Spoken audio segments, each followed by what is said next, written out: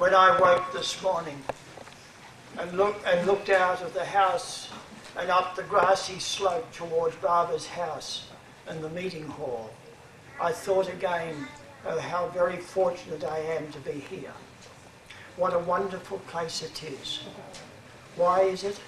Because it is a place of pilgrimage, sanctified by the Lord himself, a house of the Lord. One where he has placed himself so strongly that we, if we wish and have a love for truth and for God, will pick up the scent.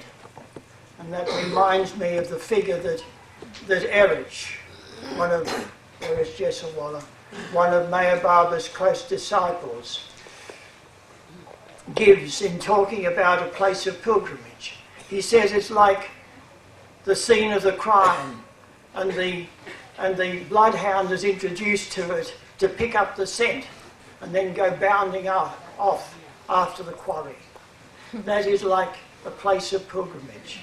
If you come here seeking him, you can pick up the scent.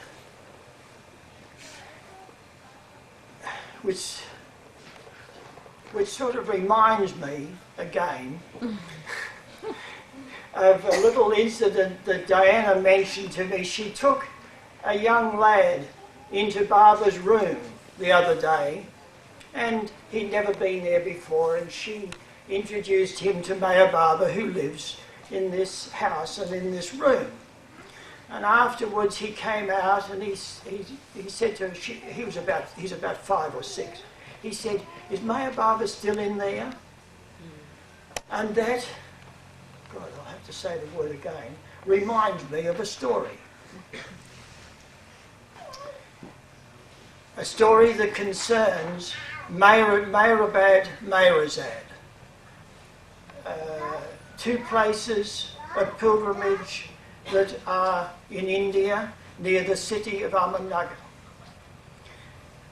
Of those places, Barber said, I remember him saying in 1954, he said, the time will come when devotees will come from hundreds of miles, stretching their length on the ground at every step on their way to him, so that they can better receive the blessings of the Lord when they get there.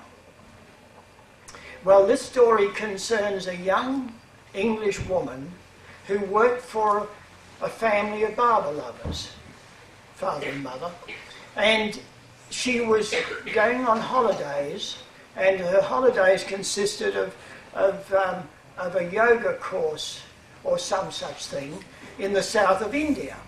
So the Barber couple said to her, they were friends, as well as being her employers, they were also friends, and they said to her, look, seeing you're going to India, will you go to this place and see the old disciples of Mayor Barber there and give them our love? She said, sure. Out of friendship, she was happy to do it. So she set off, and she duly arrived at Ahmednagar, and she went to the trust office as directed, and there were some of the old disciples of Mayor Barber, and she said, this couple send their love, and they said, J. Barber. She said, right. Looked a bit puzzled, but okay. Then she went to Mayor Abode, and to the old disciples there, she gave their love, and again, J. Barber from them. She was getting a bit put out. What was this J. Barber? What did it mean? But she persisted in the task that she had set out to do. So then she went to Meirazad, the third place.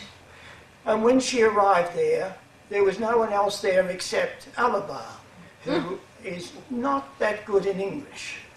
A very old, close disciple of Barber's, but not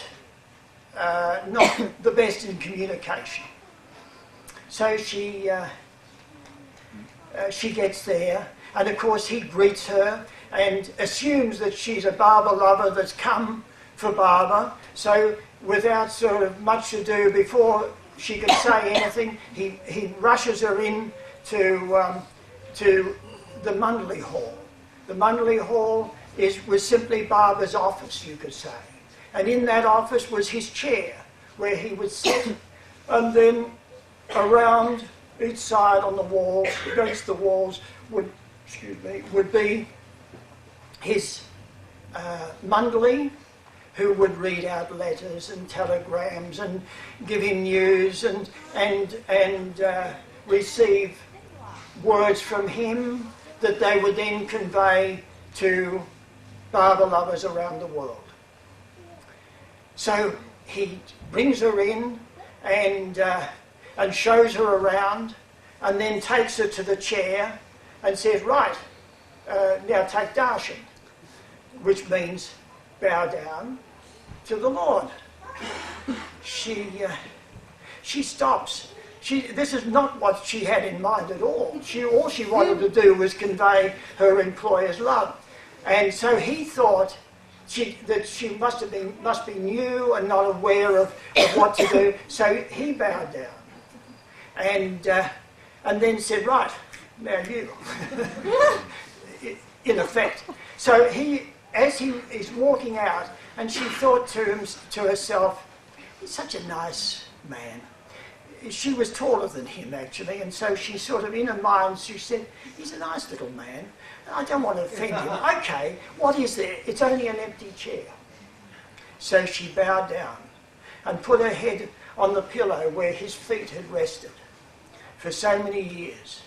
And she wept, and she wept and wept. And ever since whenever she tells that story, she can only come to that point and say, all I can say is, it is not an empty chair.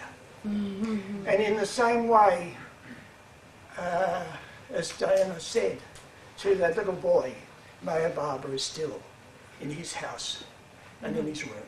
Jai Baba. Jai Baba.